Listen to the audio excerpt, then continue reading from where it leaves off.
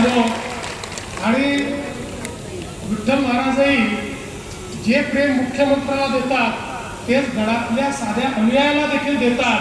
त्यामुळे हा गड महत्वाचा आहे.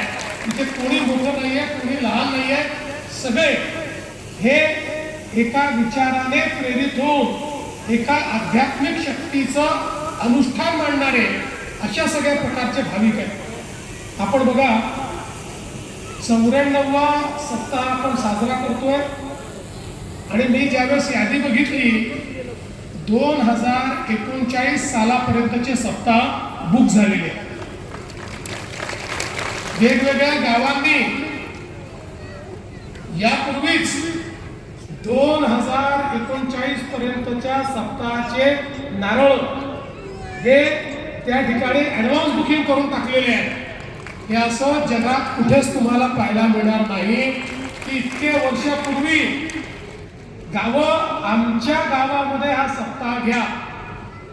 म्हणजे आता म्हसोबाची वाडी हे छोटंसं गाव आहे. या ठिकाणी विठ्ठल महाराजांनी सांगितलं की शेवटी वारकरी संप्रदायाचे अधर्मी म्हणून ज्या गैनीनाथ महाराजांकडे आपण बघतो त्यांच्या गडावरनं जी दिंडी पंढरपूरला जाते त्या दिंडीकरता जो रस्ता आहे तो चांगला करून द्या. त्या संदर्भात आता सगळ्या व्यवस्था केल्या आहेत. त्याचा आपण एस्टिमेट तयार केला आहे. निश्चितपणे आपण तो रस्ता येत्या काळामध्ये हातामध्ये घेऊ. आणि आता तर ही आनंदाची गोष्ट आहे की पंढरपूरला गैनीनाथ गडाची स्वतःची जागा झालेली आहे आणि ती अजून त्याचा विस्तार होणार आहे.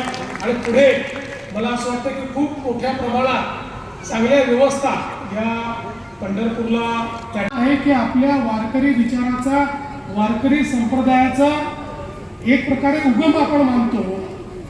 आणि विशेषतः गैनीनाथ महाराज एक अशा पद्धतीचं देवतुल्य व्यक्तिमत्व या नवनाथांमध्ये होऊन गेलं की ज्यांनी या संप्रदायाचा एक मोठा विस्तार केला आणि त्यांचाच विचार आणि तीच गादी श्री संत वामनभाऊ महाराजांनी सातत्याने आपल्याला आशीर्वाद देत पुढे नेली. आणि आज तोच वसा आणि तोच विषय असेल किंवा पंढरपूरच्या रस्त्याचा विषय असेल, हे सगळे विषय हे निश्चितपणे मुख्यमंत्री म्हणून नाही तर या गडाचा एक भक्त म्हणून मी त्या ठिकाणी पूर्ण करण्याचा प्रयत्न करीन. त्या प्रकारे पंकजाताईंनी किंवा धनंजयजींनी सांगितलं त्या प्रकारे आम्ही सगळे मिळून ही जी काही आपली परंपरा आहे ती परंपरा पुढे नेण्याचा प्रयत्न करू. आज मी पुन्हा एकदा या ठिकाणी विठ्ठल महाराजांचे मनापासून आभार मानतो आणि त्यासोबत म्हसोबाची वाडी या गावातल्या गावकऱ्यांचे आभार मानतो की त्यांनी नुसतं निमंत्रण दिलं नाही तर आग्रह केला की तुम्ही आलं पाहिजे. आणि म्हणून आपल्या सगळे आले होते मला भेटायला आणि म्हणून आपल्या सगळ्या भक्तांचं दर्शन हे घेण्याची संधी देखील या निमित्ताने मिळाली.